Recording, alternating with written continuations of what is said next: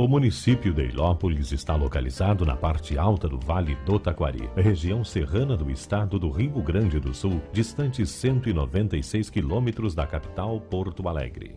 Colonizado por descendentes italianos oriundos de regiões hoje pertencentes aos municípios de Bento Gonçalves e Farroupilha, Ilópolis conta atualmente com uma população de 4.460 habitantes, que vivem em sua maioria da prática da agricultura, em especial do cultivo da erva mate. A erva mate é não somente a maior riqueza econômica do município, mas também o seu símbolo maior, como atesta o seu próprio nome, que através da junção de termos derivados do grego e do latim significa cidade da erva mate. Além de ser um dos maiores produtores do Brasil, Ilópolis tem também como referência a ótima qualidade de sua erva mate, beneficiada por condições extremamente favoráveis de clima, solo e altitude, o que assegura o desenvolvimento de plantas geneticamente resistentes e saudáveis. O município ainda é privilegiado por contar com um grande potencial turístico de ordem cultural e natural, onde se destacam a arquitetura típica italiana, presente em alguns casarões e remanescentes do período colonial, o Santuário São Paulo Apóstolo, único no mundo dedicado a este santo, a Praça Itália, no centro da cidade, e uma série de pontos que evidenciam a beleza paisagística do município, como o Lago Verde, que possui um espelho d'água de 178 mil metros quadrados, e a Cascata da Baleia, distante cerca de 1 quilômetro da área urbana e composta por 3 quedas que juntas atingem uma altura superior a 50 metros. Também merece destaque o Parque do Ibama, que é uma área de 24 hectares destinada originalmente a abrigar uma estação experimental do Instituto Nacional do Mate, que passou a funcionar a partir de 1957. O parque tem como principal finalidade a produção de mudas de árvores nativas e exóticas, além de manter a área de preservação como manejo ambiental. O aconchego de sua beleza cativante em meio à natureza, aliada à sua boa infraestrutura e facilidade de acesso, fizeram com que o Parque do Ibama fosse escolhido para sediar a Turismate, a festa da erva mate. A Turismate é um evento que teve a sua primeira edição no ano de 2003, com o objetivo de valorizar, estimular e divulgar as atividades relacionadas à erva mate, e contou com uma vasta gama de atrações, como gastronomia, artesanato, produtos coloniais, feira comercial e industrial, além de diversos shows de nível estadual e nacional. Uma das principais atrações da Turismate é a reconstrução do processo histórico da erva mate.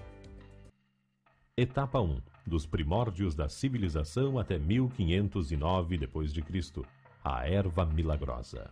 A erva mate já era consumida por povos indígenas do extremo sul do continente americano, desde muito antes da chegada dos conquistadores europeus, principalmente pelos guaranis e caigangues, embora por muito tempo seu consumo fosse restrito apenas aos membros mais importantes das tribos, como caciques e pajés. O processo de extração utilizado pelos indígenas consistia em coletar a caá, erva ou erva milagrosa em Guarani, no mato durante o ano todo, de maneira manual ou usando instrumentos artesanais de pedra ou madeira. Para o transporte, amarravam-se as ramas em feixes, chamados macaco, manejo, maruca, pesando em média de meia a uma arroba, o que corresponderia de 7,5 kg a 15 kg. Atados com taquara mansa, cipó ou tiras de casca de embira. Em seguida, as folhas eram sapecadas rapidamente sobre uma fogueira feita com restos de galhos encontrados no mato. Pendurava-se o feixe sobre um fogo suave durante um dia e uma noite, onde ficava balanceando com o soprar do vento, dando-se o nome de macaco, até desidratar. A cancheação ocorria quando a erva começava a estalar ou rachar, então se iniciava a depena ou desbaste das folhas já secas, tudo feito à mão sobre peneiras. Depois a erva era socada com a mão de pilão, um tronco longo, fino de um lado e grosso do outro, num pilão de pedra, tronco de madeira ou cipó trançado. A caai, que era como os nativos chamavam uma água de erva, era servida na caiguá, que consistia em uma espécie de porongo, e sorvida com o auxílio da tacuapi, que era uma pele de pau oco similar a uma taquara. Etapa 2. 1510 a 1659. Erva do Anhanguapita-diabo. A extração era feita pelos tarefeiros com o auxílio de foice ou espada podando os galhos de cima para baixo. No sapeco, a erva era moqueada ou tostada sobre uma fogueira, com o auxílio de um parapeito que servia como proteção ao calor do fogo, feito de materiais fibrosos ou lenhosos. O transporte era feito em raídos, cestos feitos com tiras de bambu ou couro. A secagem era feita sobre carijo, que era um jiral de madeira roliça sobre 4 ou mais forquilhas, a diferentes alturas do solo, sobre o qual a erva permanecia em pé até secar, com o auxílio de uma fogueira por 24 horas, sendo coberta à noite por um couro de animal. Na cancheação, a erva era surrada sobre um couro de animal ou diretamente no chão batido, com o auxílio de facões de madeira ou mangá, até o ponto de ficar triturada. A erva era armazenada em recipientes conhecidos como surrões, que podiam ser feitos de couro costurado ou taquara trançada. O transporte da erva era feito no lombo de cavalos e mulas, nos chamados cargueiros. Mais tarde, a erva era socada em pilão de madeira entalhada com o auxílio da mão de pilão. Neste período, utilizava-se a cuia com tacuapi missioneiro e a água era aquecida em pichorras, pequenas latas com cabo de arame. A palavra mate, derivada do castelhano, também passou a ser utilizada para definir o fruto do porongueiro, que mais tarde veio a ser conhecido como cuia ou mate. Foi a partir desta época que se passou a usar o termo chimarrão para denominar a bebida, sendo que a expressão deriva do espanhol cimarrón, que inicialmente significava animal selvagem ou sabor amargo. Etapa 3. 1660 a 1768. Chegada da Companhia de Jesus, jesuítas. A partir da chegada dos padres jesuítas ao sul do continente americano, a erva mate passou a ser coletada com auxílio de facão e foice, podando-a de baixo para cima. O transporte era feito com auxílio da zorra, um elemento de madeira bruta no formato de forquilha, tracionada por animais. No momento do sapeco, a erva era introduzida em um cilindro de tela, movido a manivela sobre uma fogueira, sendo sapecada em movimento espiral. O processo de secagem passou a ser realizado sobre um jiral coberto por elementos da natureza e afastado das demais construções, para diminuir os riscos no caso de um possível incêndio. A cancheação também começou a ser feita de forma mais moderna e engenhosa. Em uma cancha com auxílio do ouriço, um elemento cilíndrico cravejado de estacas de madeira nobre, que inicialmente era tracionada por força humana, mais tarde sendo substituída pela tração animal. Para realizar o soque, passou-se a utilizar o monjolo, considerado por muitos o primeiro invento de cunho industrial, e que era movido com o auxílio do peso d'água, originando movimentos lentos que socavam a erva com 2 mãos de pilão. E a erva era armazenada em caixas de madeira conhecidas como tulhas. Neste período, a bebida já passou a ser servida com cuia e bomba, sendo que as bombas já eram produzidas em prataria e latão com detalhes de alpaca, bronze, prata e ouro, e as cuias eram fabricadas também em porcelana. Etapa 4. 1769 a 1866. Ouro Verde. Neste período, o naturalista francês Auguste de Saint-Hilaire nomeia cientificamente a erva como Ilex paraguaiensis. Outro francês, Aimé Bonpland, descobre como fazer a quebra da semente da erva, permitindo assim que ela fosse plantada em grande escala. O processo de extração continuou sendo efetuado com o auxílio de facão e foice, adaptando-se o manejo de cortes em diferentes regiões, com o diferencial de que a erva passou a ser colhida somente no período de inverno. Os carretões, com 4 rodas de raios de madeira e puxado por 2 juntas de bois, passaram a ser utilizados para transportar o maior volume de produção. No sapeco, a erva era introduzida em um cilindro de grande porte de tela, movido a manivela sobre uma fogueira, sendo sapecada em movimento espiral.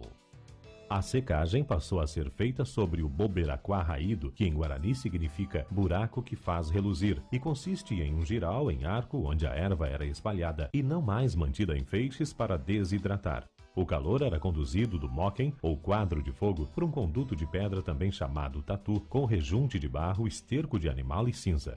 Na cancheação, contava-se com o auxílio do tambor ou cancha, agora furada no seu interior, facilitando a separação da folha do palito, aumentando a qualidade da erva, sendo agora considerada tipo exportação. Com o aumento da produção, o soque foi modernizado, onde as duas mãos do monjolo são substituídas por várias, em números pares, movidas com a ajuda da roda d'água. O aumento da produção também acarretou o surgimento do paiol, também conhecido como noque, o que consistia em depósitos de grande porte para o armazenamento da erva. A erva ficava armazenada dentro de sacos de aniagem, pipas e pequenas caixas. O chimarrão era servido com cuia e bomba, tornando-se também mais comum o uso da chaleira e do bule. Etapa 5, 1867 a 1980. Chegada da energia elétrica. Em meados da década de 1860, a energia elétrica chega ao Brasil, causando uma grande revolução nos costumes e na economia. As técnicas de cultivo e beneficiamento da erva mate também passaram a ser gradativamente modificadas a partir da implantação dessa nova forma de energia. O processo de extração continuava sendo feito com o uso do facão, sendo que em seguida a erva era envolvida em raídos, grandes feixes amarrados por uma trama de taquara mansa de aproximadamente 200 quilos. No transporte, já se utilizavam veículos mais eficientes, como carretas e tratores. O sapeco passou a ser feito em um cilindro de chapa de metal perfurada, movido por um motor elétrico sobre a fogueira. Na secagem, o barbacoa passou a ser substituído por uma versão mais aprimorada, conhecida como arapuca, que consistia em um estrado de madeira cercado por paredes de tijolo de barro, onde as boquias são cobertas por chapas metálicas semelhantes a chapéus chineses.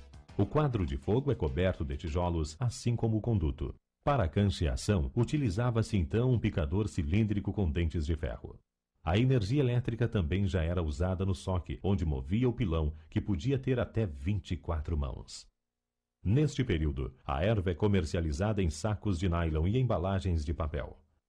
Também nessa época, torna-se popular o uso de bombas, cuias e chaleiras dos mais variados tipos e formatos. Etapa 6, 1981 até a atualidade. Indústria de erva mate. A partir do início da década de 1980, o moderno processo industrial foi implantado para o beneficiamento da erva mate, o que permitiu que a sua produção fosse dinamizada e expandida em grande escala, além de conferir um significativo ganho de qualidade ao produto. Nos dias atuais, o tarefeiro continua sendo responsável pela extração da erva mediante utilização de facão e outras ferramentas como serrote, tesoura e tesourão. Na indústria, o primeiro processo pelo qual a erva passa é o sapeco, realizado em uma caldeira cilíndrica mecânica giratória, onde a erva efetua movimento espiral, sendo que o quadro de fogo agora tem a sua temperatura controlada. Em seguida vem a cancheação, onde a erva é triturada em modernos equipamentos, passando por um caracol, de onde é conduzida a secagem. No processo de secagem, a erva passa através de um secador automático, onde sofre um processo de desidratação, perdendo até 60% de seu peso, sendo em seguida levada por aspersão ao processo seguinte. Na sequência, a erva é conduzida por gravidade ao soque, onde, através de elevadores, é depositada em uma tulha que está sobre a máquina empacotadora, pesando automaticamente e conduzindo-a em esteira até a colagem e enfardamento. A erva, então, é comercializada em embalagens de papel e metalizada. Entre os recipientes mais utilizados para armazenar a água quente, a garrafa térmica é a que mais tem ganhado espaço. Atualmente existem uma grande diversidade de cuias de porcelana, plástico e cristal, sem porém substituir a tradicional cuia de porongo.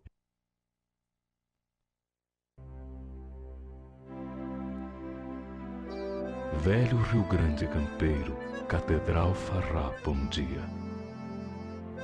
Trincheira de rebeldia do extremo sul brasileiro. Rio Grande do Sul, liberdade, pátria e querência. Terra da erva mate chimango, uma grande paixão dos gaúchos.